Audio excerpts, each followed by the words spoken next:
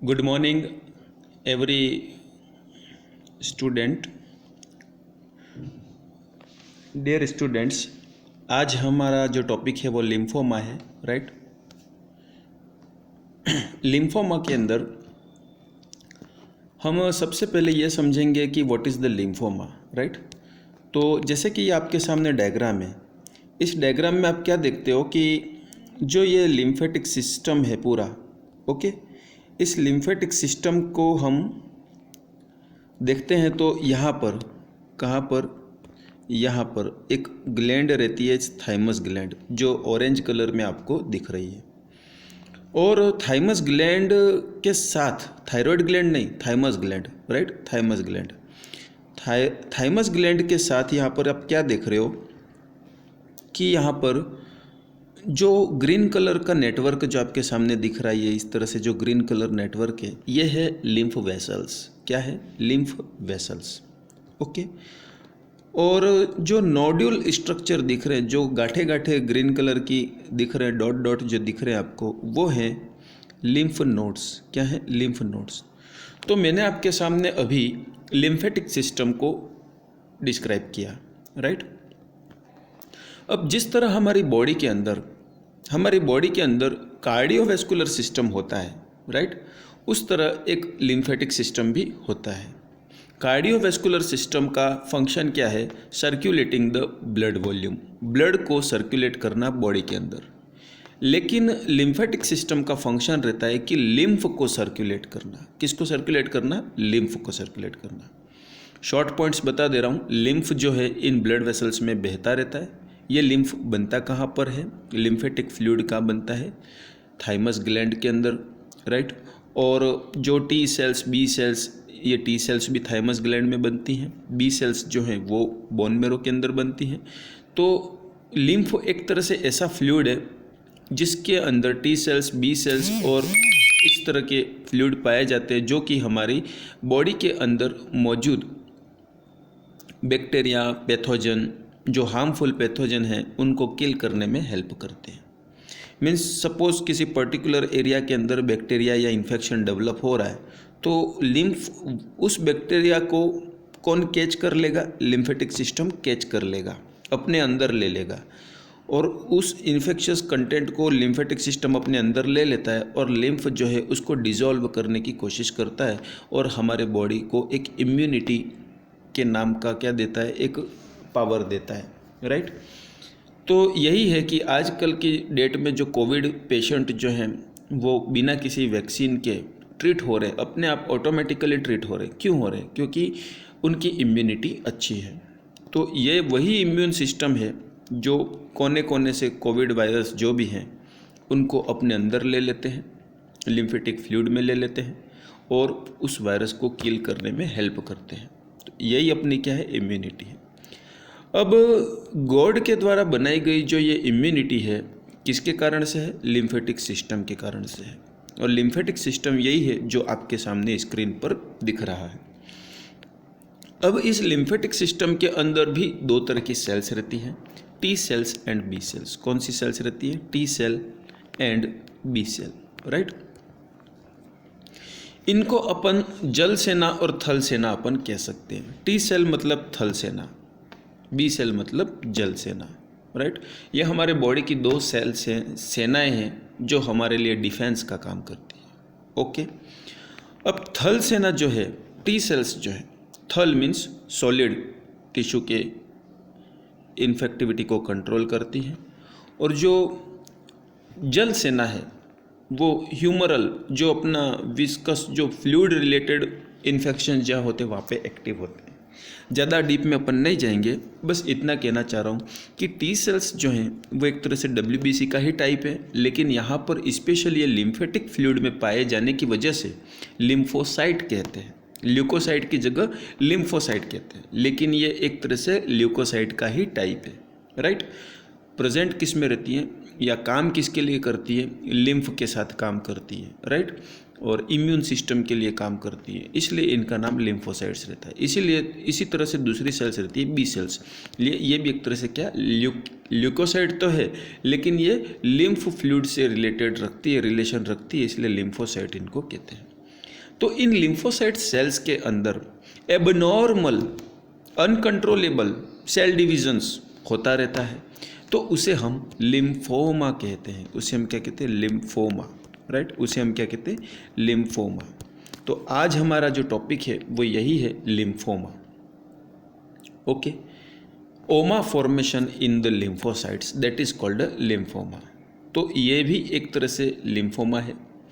Blood cancer अपने आप में अलग चीज़ है। ब्लड कैंसर ल्यूकेमिया को अपन कह सकते हैं, leukocytes is related to the blood cancer, right. लेकिन lymphoma is related to the cancer in the immune system.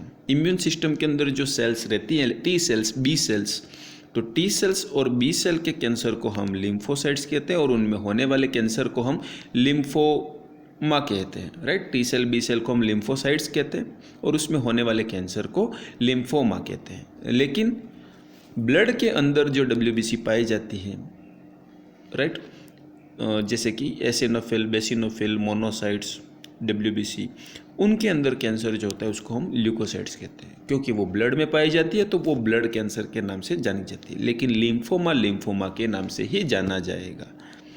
Okay, लेकिन ये इस तरह की सेल्स जो रहती है, चाहे वो ल्यूकोसाइट्स हो या लिम्फोसाइट्स हो, राइट, मैं आगे से स्लाइड पे बता रहा हूँ कि ल्यूकेमिया जो है उसके अंदर हम WBC से रिलेटेड मीनिंग निकालते हैं, जबकि लिम्फोमा जो है, लिम्फोमा हम लिम्फोसाइट यानी कि टी सेल और बी सेल से मीनिंग इसका निकालते हैं, राइट।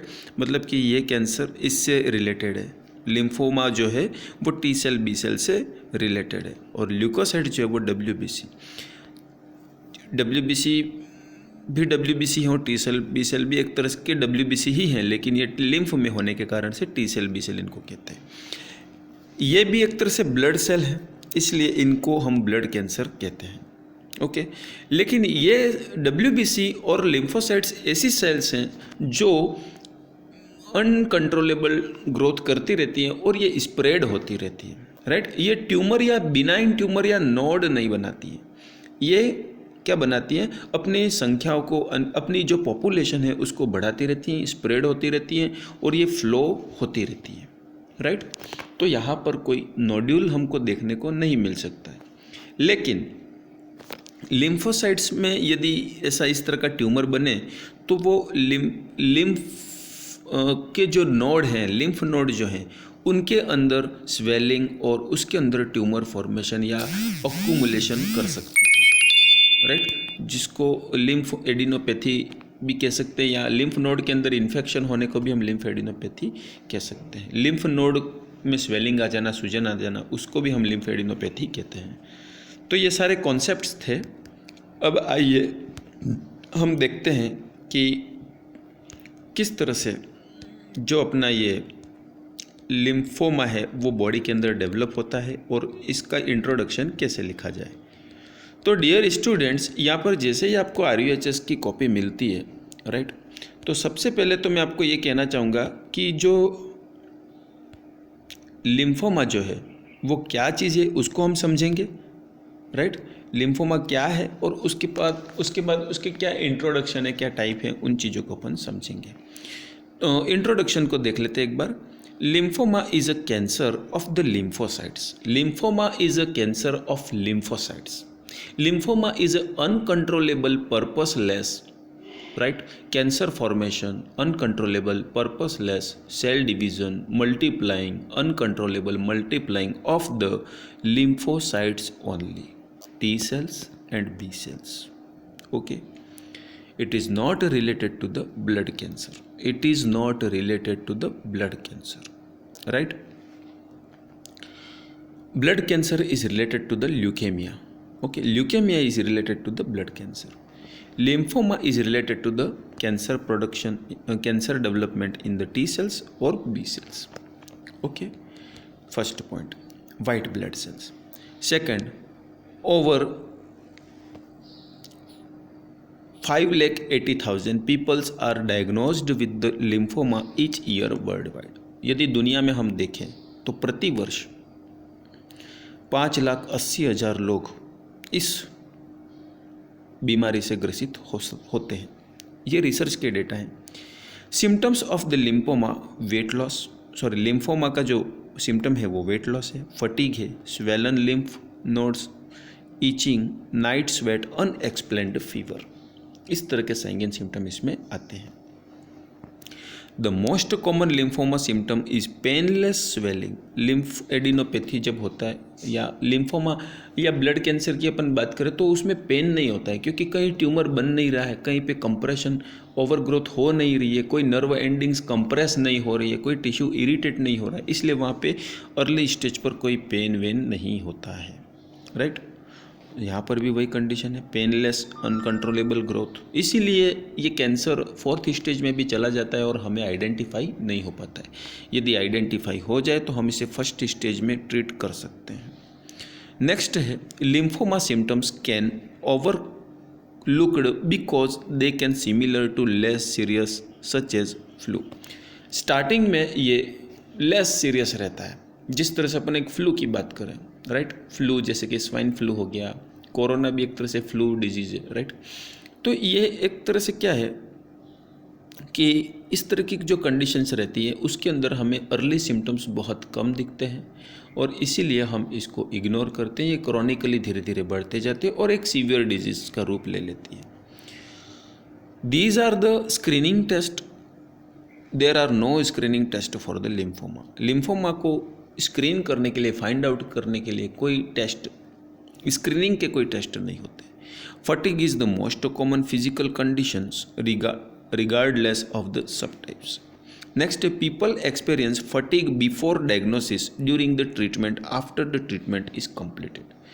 तो ये कुछ इंट्रोडक्शंस के पॉइंट थे। अब मैं आपको ये बता दूं कि डेफिनेशन लिम्फोमा को किस तरह से डिफाइन किया जाए।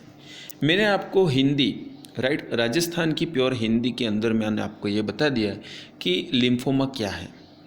Cancer formation in the lymphocytes, uncontrollable growth, या अपन ये कहें कि टी सेल्स बी सेल्स जो डेवलप होती हैं उन सेल्स के अंदर सेल डिवीज़न के दौरान उनके जीन में क्या हो जाना, म्यूटेशन आ जाना, और abnormal T cell abnormal B cells का बनना, राइट। यही चीज़ क्या है, लिम्फोमा है। Lymphoma is a cancer begins in the infection fighting cells. B cells और टी सेल्स क्या है, जल सेना थल सेना, जो कि इन्फेक्शन फाइटिंग सेल्स है। तो उनके अंदर क्या हो रहा है, इन्फेक्शन हो रहा है। Immune system called lymphocytes, right. These cells are the lymph nodes, spleen, thymus, bone marrow and other parts of the body. ये सेल्स जो हैं वो स्प्लीन, थाइमस, बोन मेरो और अदर पार्ट्स ऑफ बॉडी के जो लिम्फ नोड हैं उनके अंदर पाए जाते हैं, ये T cells और B cells. When you have lymphoma, lymphocytes change and grow out of control. जब लिम्फोमा होता है उस समय लिम्फोसाइट्स जो हैं वो आउट ऑफ कंट्रोल ग्रोथ करती रहती है, राइट, बढ़ती रहती है अपनी संख्या में, अनकंट्रोलेबल। आगे बढ़ेंगे, रिस्क फैक्टर्स। तो लिम्फोमा किन किन कारणों से हो सकता है। तो माय डियर स्टूडेंट्स, मैं आपसे ये कहना चाहता हूँ कि लिम्फोमा जो है ये यंग एडल्ट्स के अंदर ज़्यादा चांसेस होते हैं। यंग एडल्ट का मतलब आप जो हो वो यंग एडल्ट हो, राइट, और मैं हूँ एडल्ट हूँ, और मुझसे बहुत जो सीनियर्स हैं वो क्या कहलाएंगे, जो बहुत ज़्यादा सीवियर जैसे कि 50 साल से ऊपर, वो यंग ओल्ड कहलाते हैं, राइट। तो यहाँ पर ये चीज़ आपको देखनी है, diagnosed people over the 55 years, इन लोगों के अंदर यंग एडल्ट्स में, and are most often diagnosed in people over 55 years में, इन लोगों के अंदर चांसेस ज़्यादा होते हैं। अब आप कहोगे कि इन लोगों में क्यों होते हैं, तो यहाँ पर ओल्ड एज के अंदर तो इम्यूनिटी पुअर होने के कारण से वो इन्फेक्शियस एजेंट से फाइट नहीं कर पाते हैं और इसलिए कैंसर इम्यून सिस्टम के कैंसर होने से हो जाता है। मोस्ट ऑफ जो रिसर्च डेटा हैं, अधिकतर जो लिम्फोमा के कैंसर्स की फाइलें पड़ी हैं और जो डेटा कलेक्शन किया गया उसके अंदर 55+ के पेशेंट ज़्यादा पाए गए हैं, इसलिए यहाँ पर इसको एक रिस्क फैक्टर माना गया है। आगे बढ़ते हैं, बिनाइन मेल्स, बीइंग मेल मतलब मेल के अंदर लिम्फोमा के चांसेस ज़्यादा होते हैं, राइट। Then female. फीमेल के अंदर लिम्फोमा के चांसेस कम होते हैं। फीमेल के अंदर breast cancer, uterine cancer, cervical cancer के चांसेस रहते हैं।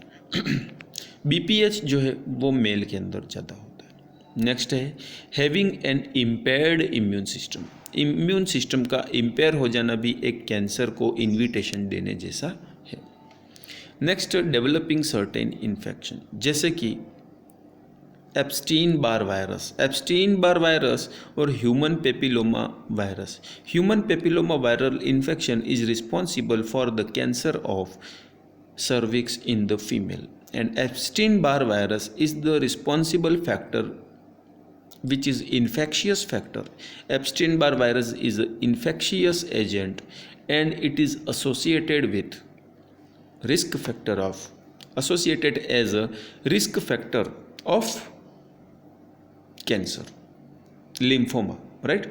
तो यहाँ पर एप्स्टीन बार वायरस आपको ध्यान में रखना है और ह्यूमन पेपिलोमा वायरस जो है, हेलिकोबैक्टर पाइलोरी इन्फेक्शन, इस तरह के जो पैथोजेनिक ऑर्गेनिजम्स हैं ये कैंसर से एसोसिएटेड रहते हैं। यदि इनका इन्फेक्शन लंबे समय तक रहता है तो ये इन्फेक्शन जो यदि लंबे समय तक रहता है तो ये कैंसर को इनवाइट कर सकते हैं। आगे बढ़ेंगे।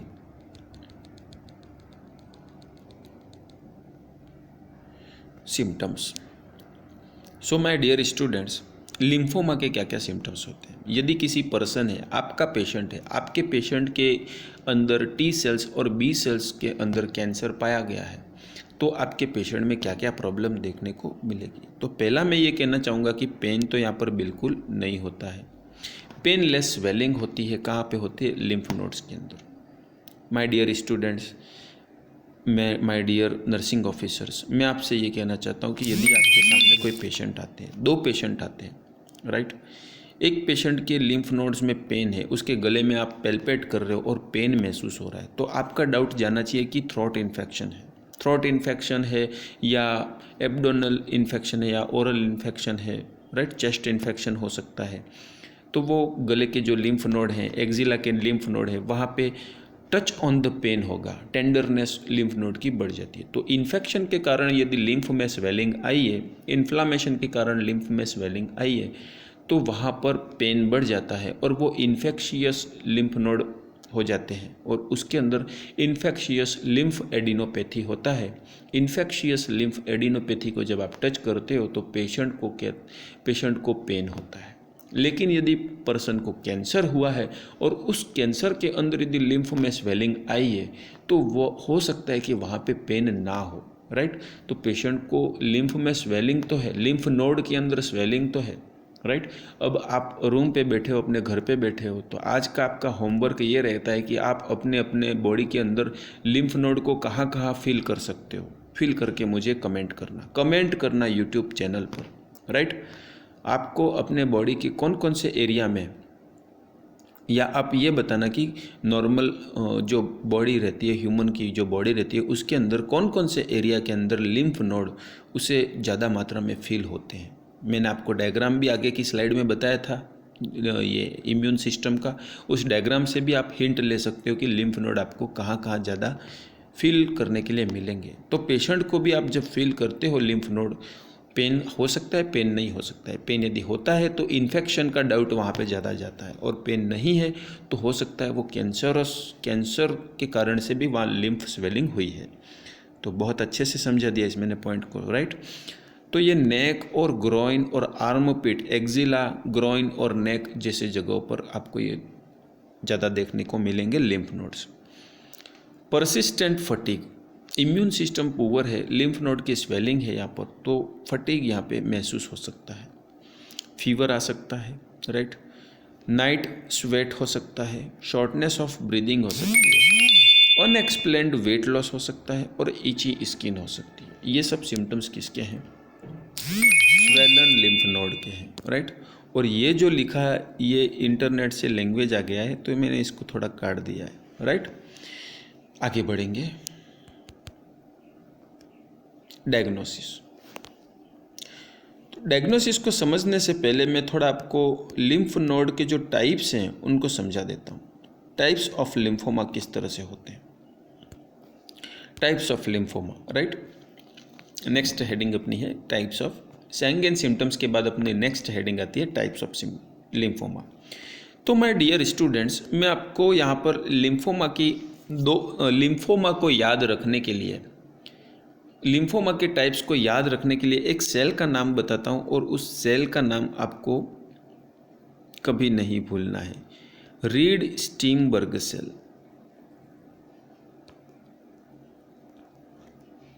रीड स्टीनबर्ग सेल, राइट, ये सेल का नाम आपको याद रखना है। तो आप टाइप्स ऑफ लिम्फोमा को कभी नहीं भूलोगे। Reed Sternberg cell, RSC। Okay, अब कहानी करते हैं शुरू। तो यहाँ पर रीड, जैसे कि आपके जो लिम्फोसाइट्स डेवलप होते हैं तो कहाँ डेवलप होते हैं, जैसे ये बोन मेरो है, बोन मेरो से लिम्फोब्लास्ट सेल्स रहती है, प्लूरीपोटेंट स्टेम सेल रहती है। प्लूरीपोटेंट स्टेम सेल से डिफरेंट टाइप की ब्लड सेल्स, WBC, RBC, ये सारी चीज़ें बनती हैं, डेवलपमेंटल चेंज होते हैं। तो वो सेल्स जो रीड स्टीनबर्ग सेल्स के म्यूटेशन के कारण से एबनॉर्मल लिम्फोसाइट्स बनाते हैं, राइट। ये रीड स्टीनबर्ग सेल्स का डेवलपमेंटल चेंज हुआ और क्या बना, लिम्फोसाइट्स बने। अब यदि रीड स्टीनबर्ग सेल्स एबनॉर्मल हैं तो उससे बनने वाला जो लिम्फोसाइट्स है उसके अंदर लिम्फोमा होगा, और उस तरह के लिम्फोमा को अपन हॉडगकिंस लिम्फोमा कहते हैं। क्या कहते हैं, हॉडगकिंस लिम्फोमा।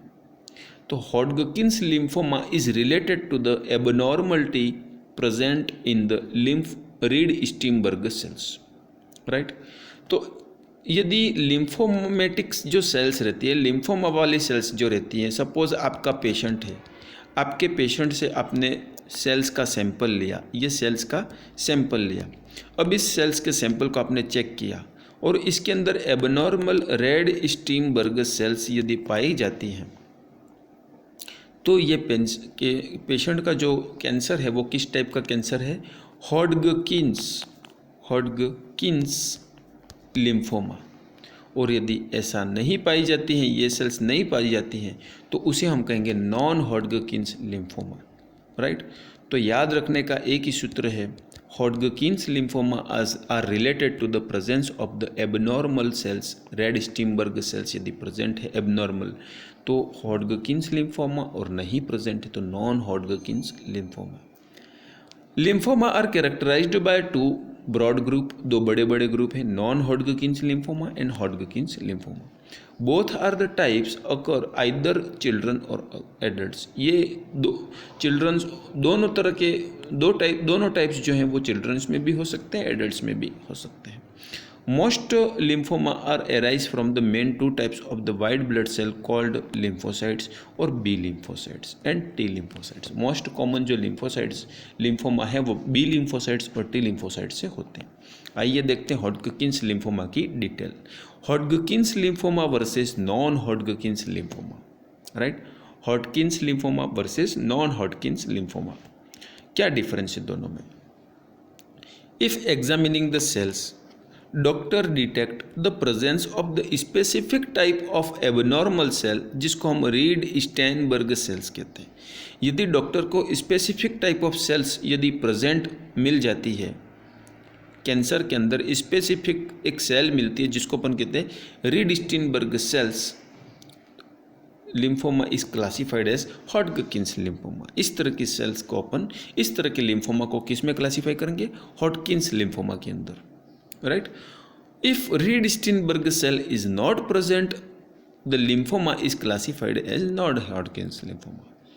अब जो एबनॉर्मल सेल का नाम क्या है, रीड स्टीनबर्ग सेल्स। यदि ये अपने को माइक्रोस्कोपिक स्टडी या लेबोरेटरी स्टडी में यदि प्रेजेंट मिलती है तो Hodgkin's, otherwise non Hodgkin's lymphoma. अब आप कहोगे कि क्या होता है दोनों में, क्या क्या डिफरेंस आते हैं, बॉडी के अंदर क्या क्या चेंजेस रहते हैं दोनों में। तो हॉडकिंस लिम्फोमा में क्या होता है, एडिनोपैथी होता है। हॉडकिंस लिम्फोमा में क्या होता है, एडिनोपैथी होता है, और ये कॉन्टेजियस होता है, ये इन्फेक्शियस होता है, राइट, फैलने वाला होता है, राइट।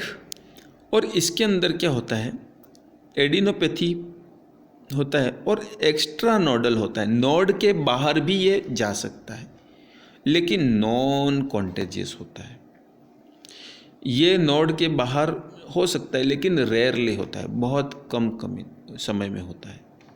ये ध्यान रखा, मतलब कि ये एडिनोपैथी होता है, ग्लैंडुलर जो सेल्स रहती हैं, राइट, एडिनोपैथी क्रिएट कर सकते हैं। जो सिक्रेटरी ग्लैंडुलर सेल्स हैं, लिम्फोसाइट्स, और जो अपने ये थाइमस ग्लैंड के अंदर जो सिक्रेटरी सेल्स हैं उनको अपन एडिनोइड सेल्स कहते हैं। सिक्रेटरी सेल्स इस adeno is related to the secretory cell, तो सिक्रेटरी सेल्स में ये डिजीज़ कर सकता है। और एक्स्ट्रा नोडली में बहुत रेयर चांसेस में होता है, जबकि नॉन हॉडकिंस के अंदर secretory cells plus extra nodal में भी ये मतलब लिम्फ नोड के सराउंडिंग में भी ये स्प्रेड हो सकता है। नॉन कॉन्टेजियस होता है और स्प्रेड होता है, ये वाला। ये पहला डिफरेंस आ गया दोनों का। दूसरा है नो हिपेटोस्प्लेनोमेगाली।